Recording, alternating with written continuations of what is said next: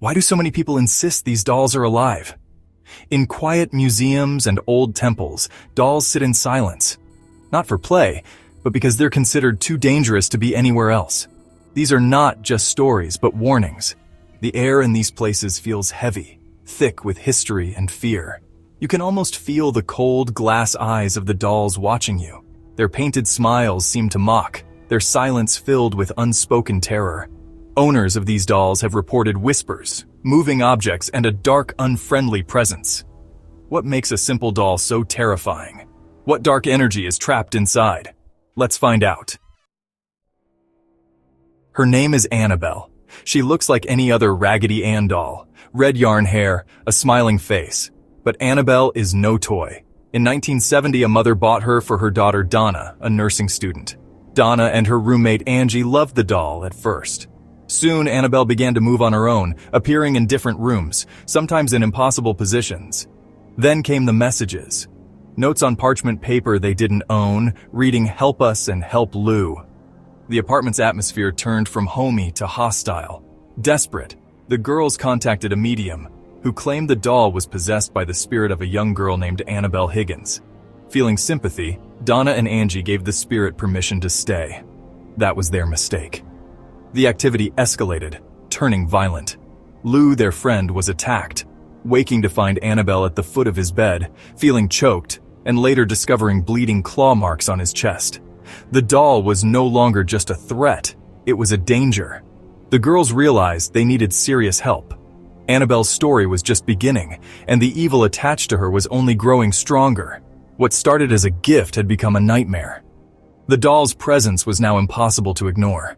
The line between the living and the supernatural had been crossed. Annabelle was not a child's plaything, she was a conduit for something dark. The terror in that apartment would soon draw the attention of the world's most famous paranormal investigators. The true nature of Annabelle was about to be revealed, and the world would never look at dolls the same way again. Terrified, Donna reached out to a priest, who contacted Ed and Lorraine Warren. The Warrens quickly realized the truth. There was no innocent spirit, only a demonic entity pretending to be a child. It had tricked Donna and Angie into giving it permission to stay. The goal wasn't to possess the doll, but to possess a human. Lou's claw marks were a warning of its power.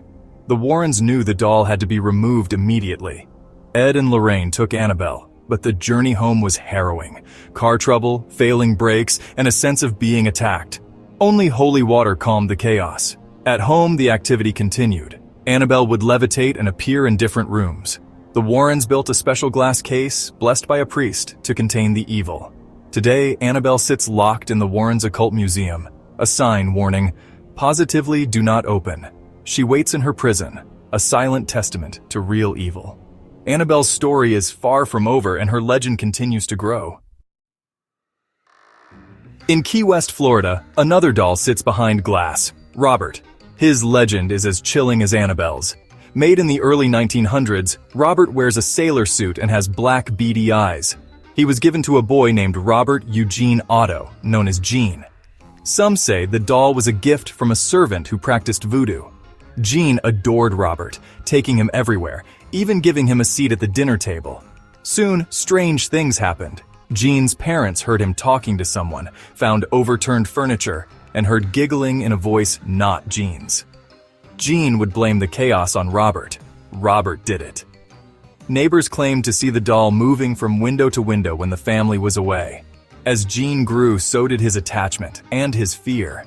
Even as an adult, Gene kept Robert close, painting in a locked room with the doll watching.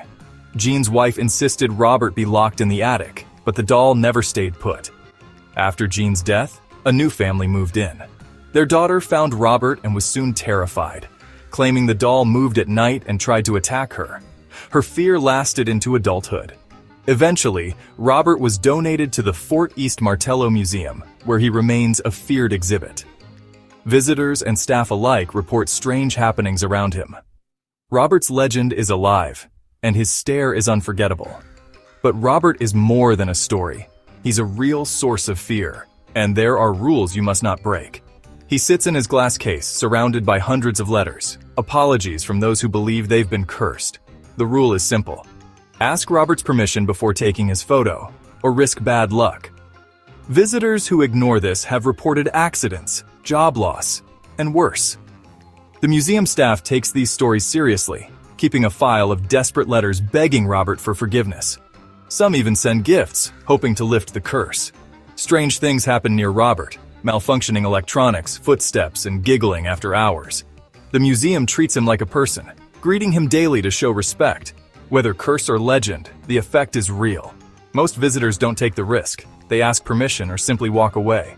Robert's silent watch is a powerful reminder. Some rules are not meant to be broken. His legend endures, and his eyes seem to follow you as you leave. Would you dare to test his patience? In Japan's Hokkaido island, Manenji Temple houses a doll named Okiku. She's a traditional doll, dressed in a kimono, with black, bead-like eyes and shoulder-length hair. In 1918, a boy bought Okiku for his little sister, who died suddenly a year later. The grieving family placed the doll on their altar, praying daily.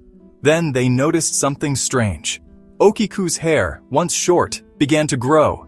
They believed their daughter's spirit had entered the doll. The hair would be trimmed, but always grew back, down to the doll's knees. When the family moved, they entrusted Okiku to the temple priests, who continue to care for her. To this day, the doll's hair keeps growing. Scientists have confirmed it's human hair but can't explain how it grows from a doll. Okiku is now a legend in Japan, visited by many. The priests treat her with respect, believing she's a gentle guardian spirit. Is it the spirit of a little girl, or something else? Okiku's mystery endures, her hair a silent sign of the unknown. Some mysteries science cannot explain, and Okiku's story is one of love, loss, and the supernatural. We've explored the haunted histories of Annabelle, Robert, and Okiku. Each doll is locked away, each story filled with fear and mystery. Annabelle, a vessel for evil, is sealed by the Warrens. Robert punishes those who disrespect him. Okiku's hair grows, a sign of a spirit's presence. Are these dolls truly haunted, or are they mirrors for our deepest fears? Perhaps these dolls absorb the intense emotions we project onto them. Fear, love, anger, sadness. Maybe they reflect the darkness within us. In the end, the question remains, are these dolls cursed, or do they simply reveal what we fear most? Subscribe for more chilling stories from the world's darkest corners. And remember, some dolls are meant to be left alone.